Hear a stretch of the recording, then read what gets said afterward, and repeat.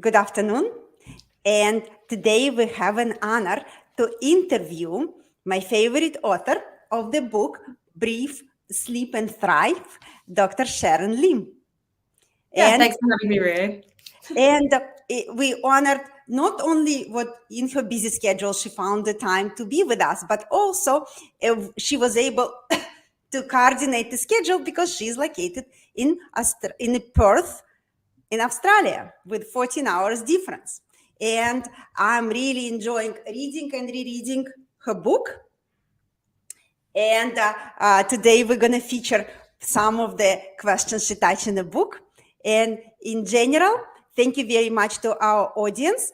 And if you have trouble sleeping or sleep next to the snoring partner, or today specifically, if you sleep next to the snoring child, or if your child is not sleeping well, please click the like and share button. This way you can help us to promote a message about importance of healthy sleep for you and your child.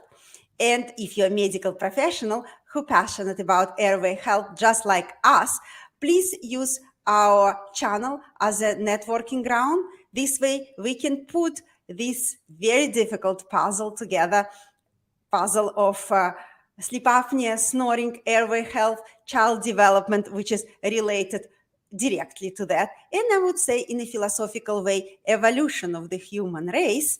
We can put together all these different multifaceted puzzle and find the solution of healthier and happier life for our patient. So again, good afternoon, Dr. Lim, and I want to tell a little bit about Dr. Lim. She is Perth-based dentist, and she has a very unique thing. She has a postgraduate diploma in dental sleep medicine from University of Western Australia. And in general, this program is not so common in our specialty. That's why, we have this unique opportunity to have PhD in dental health, dental sleep medicine on our channel. And she's involved in management of snoring and obstructive sleep apnea for over a decade. And this area is new, so she's one of the, salted professionals, I would say.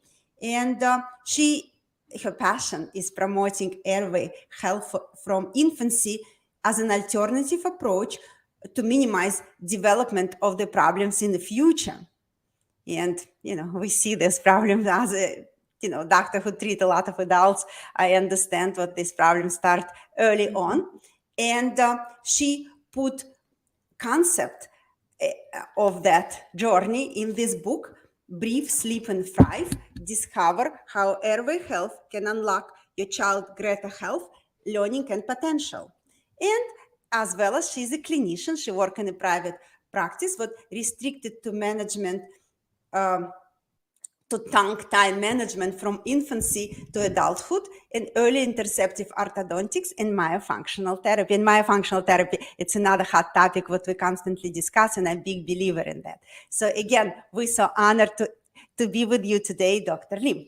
And I am going to ask you the first question. I really enjoy your book. It's not the first time I'm reading it, but every time I read it, I find some new moments. I want to tell a couple things. It's a very easy flow to read. I really enjoy reading that, but I like how you put that combination of scientific parts, research, and ancient beliefs and simple concept, all of it into that to make this reading so enjoyable. So thank you for that. And I'm going to ask you, in your book, I would like to know, of course, the inspiration for the book and the whole process of creation a book about this topic, controversial topic. Yeah, thanks very much, Maria. Well, the book was a big work in progress for 6 years. Basically, I first became involved in snoring and obstructive sleep apnea because of my husband's snoring. Really wanted to solve that problem and learned about the dental sleep appliances and became qualified in dental sleep medicine. So then I was able to be involved in the team management of adult snoring and obstructive sleep apnea. And so I think, like yourself, what many of us realize is when we're dealing with these patients, they've had decades worth of poor sleep quality. their quality of life sometimes not so great, brain fog, memory concerns, depression, anxiety, just poor energy and mood. And yet when we look inside the mouth, we can see, oh, there's a craniofacial problem. There's a problem with jaw development. I wanted to know, how come we don't develop the jaws properly in the first place? Our traditional approach of orthodontics is really to wait until a child is age 12, then we straighten their teeth with braces, which is really the symptom of poor jaw development. I wanted to know, how come we don't develop the jaws properly whilst the child is growing? Because in dental school, we're taught you can do this from age 7 to 8 years. And the reality is, many of us dentists, we refer to orthodontists, and patients come back and they're told to watch and wait still to this day till they're age 12. But when we don't intervene, we are missing that boat to develop that jaw structure and the airway structures for better breathing and sleep for children, as well as into adulthood. So yeah, I guess when you're having dental patients having a routine appointment, it's really hard to convey all this information to parents. That we might have referred their child to an orthodontist, that we've taken out their teeth for their child before braces. How do we tell them that maybe that's not necessarily the best way for their next child? I want to connect the dots so that they can go home and process that information. No, that's great. You really succeed in that. But tell us about the journey. So you did the draft, like how the whole process, because a lot of us, I'm asking that question as a message to a lot of us who are passionate and maybe have an idea of the book in the back of their mind, and give us the practical recommendation for the authors who want to start the journey. You want to know more about the book and how that evolved? Yeah. So really, I just wanted to be able to let parents know about this problem and why that orthodontic treatment is so important to intercede early. And the other thing that happened along the way is I actually met Dr. Christian Gimeno at one point of my journey, and I had told him, you really inspired me to learn more about palate expansion and how it can improve children's breathing. And he said to me, look, if you're doing palate expansion, you're too late. And so at that time, I really didn't understand what he meant. I didn't really understand, but what he was trying to say is that form follows function. Now, jaws are growing most rapidly in the first 6 years of life, and the muscles provide the functional stimulus for the jaws to grow really well. And so we need to pay attention to how children are sucking, swallowing, breathing, and chewing within those earliest years of life so that the jaws will actually grow most ideally. And so I then needed to be able to connect the dots for parents regarding that, because during those last 6 years where I've been involved with more early interceptive orthodontics, I'm recognizing the children themselves that have poor jaw development that we're intervening with have a lot of functional concerns with their sleep and breathing, and many of them have a history of breastfeeding problems or speech and feeding concerns. So there's so many things that we're missing that we can, if we know what to look for, we can intervene even earlier than early orthodontic age. And so yeah. I really like what you elaborate on Dr. Gimeno. I met him also once, and he's a founder of dental sleep medicine, or like sleep medicine in general. I really like what you elaborate on that message, what you put it in your book, and a lot of stories in the book, what you personally witnessed. It's nice when he said it's too late. It is too late, and we actually know that the brain development peaks in the first few years of life, and this is when children need their very good quality restorative sleep. So we really need to pay attention to these things very early on. That's great. For me, or at least I just came from Galapagos, where I studied the evolution, and your book, it was a good ground for Galapagos travel, Darwin and evolution and Darwin finches, and now our human race. And I like your concept, what you put it about melting faces. Like you put a lot of philosophical dilemmas or concept in the book. And I want to bring the point about melting faces towards crowded teeth, but now size of the jaw and the size of the teeth, they don't match, and we have epidemic of orthodontics. So every single child needs ortho, usually due to the crowding. it can be other crossbite or whatever other concept, but you put in your book what crowding, it's actually potential side of the problem with the airway. Could you please elaborate on that connection and implications? Yeah, well, when we have dental crowding, it is a symptom of poor jaw development. And the jaws are really important because the jaws form the palate forms the floor of the nasal passages and the housing for the tongue. And both jaws form the skeletal support for the collapsible upper airway. So if they are not developing well, or there's any degree of underdevelopment, it means that there is a degree of airflow limitation and increased collapsibility of the airway. So we need the jaws to grow really well. So basically, people have to read the crowded teeth as a sign.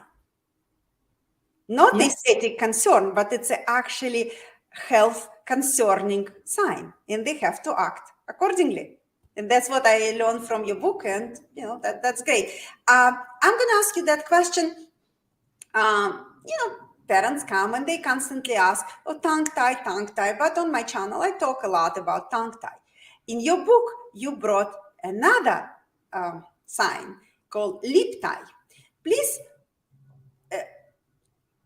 tell us what advice you offer in your book on addressing lip ties and potential impact on child overall health. And I know another very unknown kind of concept of a reflux symptoms for kids and how it affect the lip ties, they affect the jaw growth. I want us to give us this wisdom.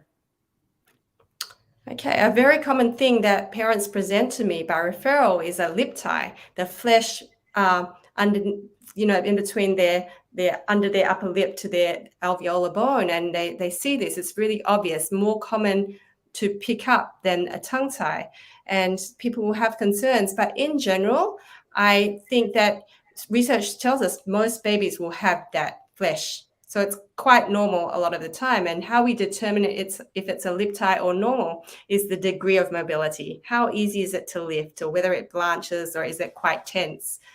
So a lot of the time when people come to me for a lip tie, it may not necessarily be a lip tie, but if it is tight, the problems that it can create is it can impact the depth of the latch or the flange. And if that is not good, then we might not get a really good deep effective latch, which allows good tongue suction and everything to work well. But the other thing that can occur is that we can get leakage, or it allows air to be swallowed during feeding, and this can lead to reflux-like symptoms. And so a lot of babies, when they have reflux-like symptoms, they need to be held upright, they're crying, they're in a lot of pain and constantly vomiting. The go-to solution for that is often going to be reflux medications. But I think it's really important before medicating children with these medications that we actually check the latch and we check the mobility of the tongue as well as the mobility of the lip. I think the tongue ties can create more of a functional issue. There's more reasons why we need to pay attention to the tongue, but it's just as easy to check the upper lip mobility. Yeah. And I want to mention, I really like in this book, I really like the illustrations and the, deep latch and all of that. That's a great illustration. So please tell me about good feeding routine in a sense of introducing solids, because I have two. I follow American Academy of Pediatrics, and in your book, based on evolution and based on previous tradition, you give a different suggestions. What your recommendation on that? Introducing solids. Introducing solids, yeah. Well, what we understand is that crooked teeth have become more prevalent in the last few hundred years since the Industrial Revolution, where we had, and with the introduction of more processed foods and just very heavily processed and purees and dummies and or pacifiers and introduction of formula.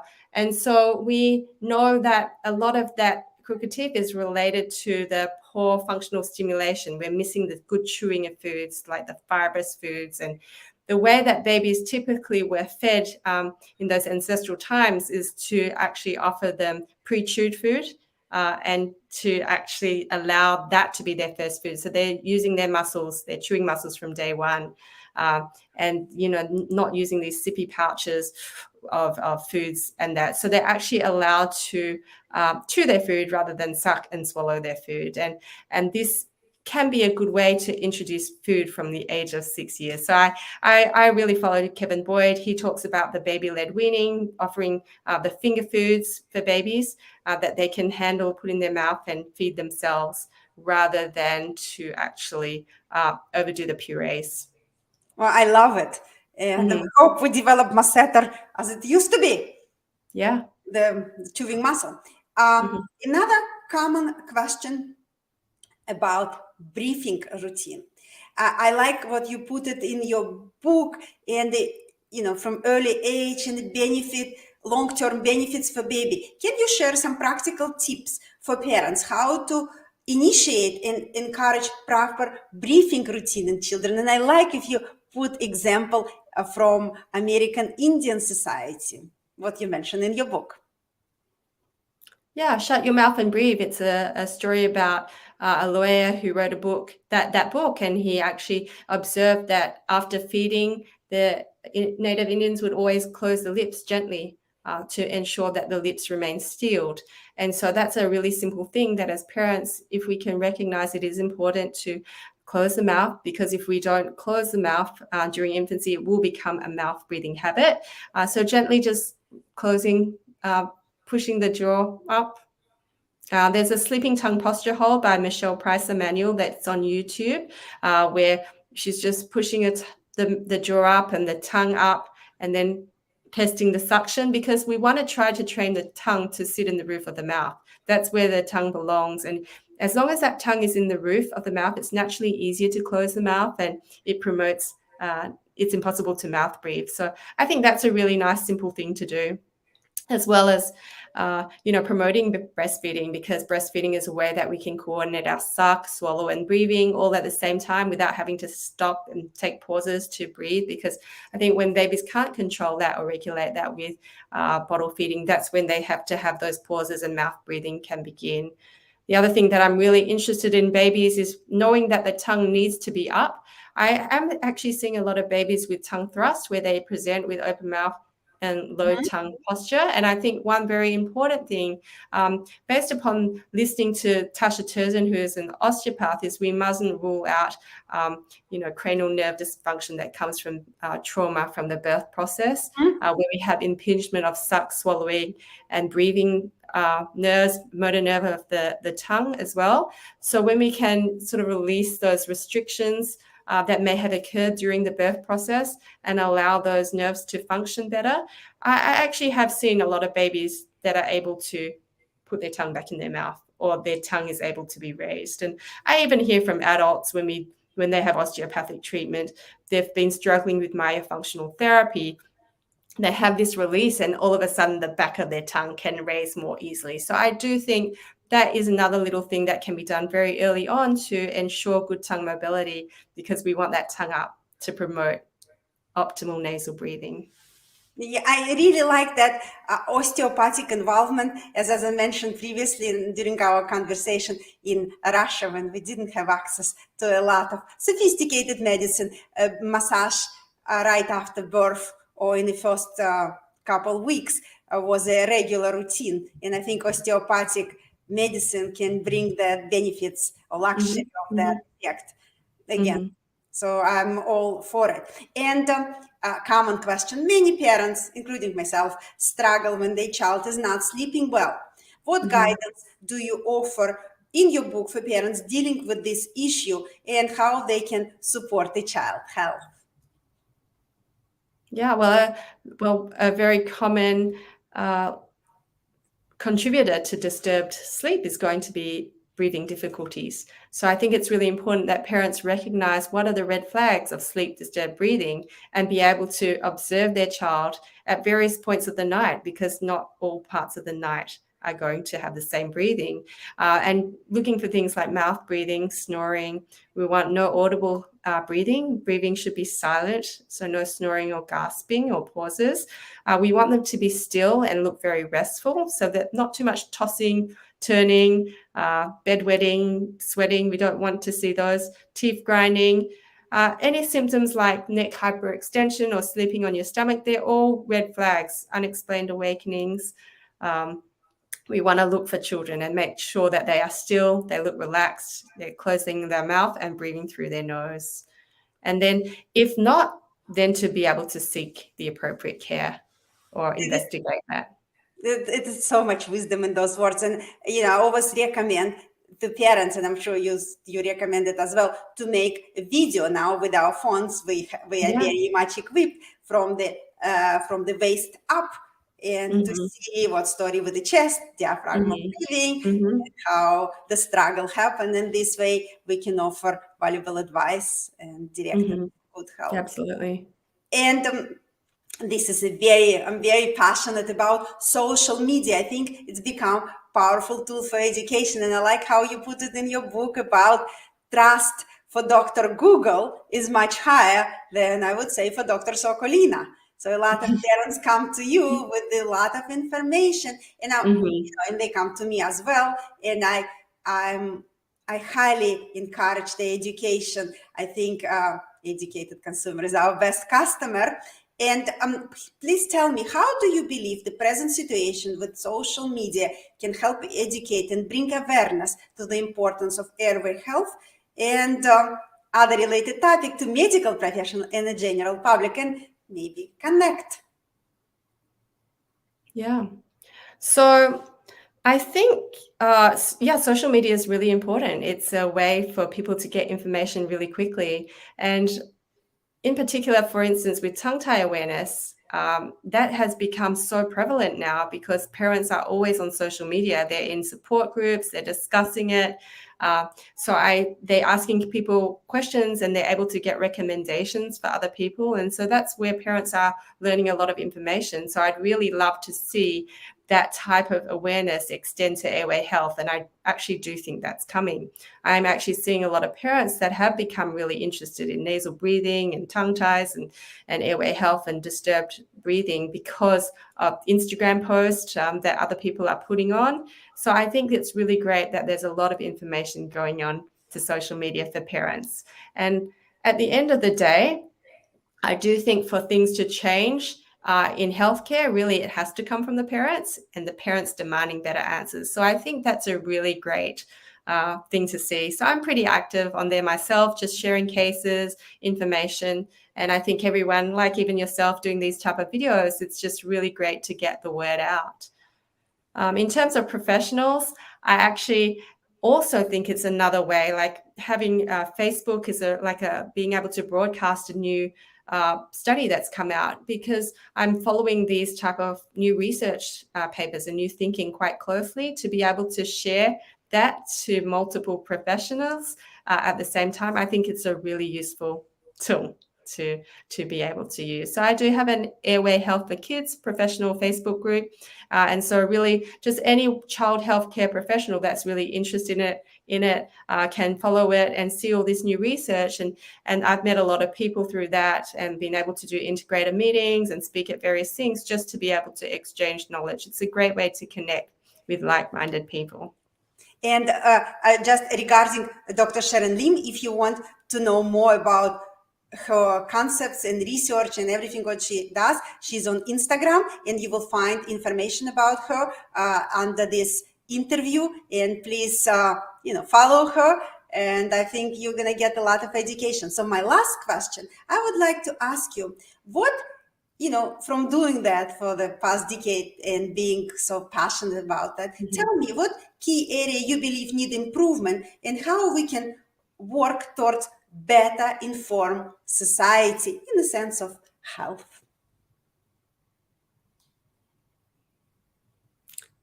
Yeah, I mean, sorry, can you repeat the question, Maria? I would like you to talk, what should we do to, all of us, to create better informed society in a sense of health. I want you to talk about root causes rather than reaction. Yeah, definitely. I think in healthcare, everything is very reactionary. We're always dealing with symptoms or end stage problems, whether it's obstructive sleep apnea. We don't recognize that obstructive sleep apnea has its developmental origins from birth, and we're medicating people for various health conditions, and no one's really paying enough attention to the importance of sleep. And as well as sleep quantity, we need to look at sleep quality and pay attention to breathing. And I think it's really important when it comes to breathing that we recognize that the first sign of problems is when we start mouth breathing. And we also need to pay attention to, so airway health to me is about promoting nasal breathing early as possible, as well as good airway development. And I think that when it comes to airway development, what this means to me is promoting good oral muscle function during sucking, swallowing, breathing, chewing very early on in life, and stimulating those jaws to grow well, because those jaws are the framework for our airway. And recognizing that we need to pay attention to this in the earliest years of life when the jaws are growing most rapidly. So I think when it comes to what are the changes I'd like to see in healthcare, I'd like to see less reaction and really recognizing that we need to promote health as early as possible. Thank you very much. We really appreciate your time and we really enjoy all the words of wisdom you share with us. Thank you, Doctor. Thank you.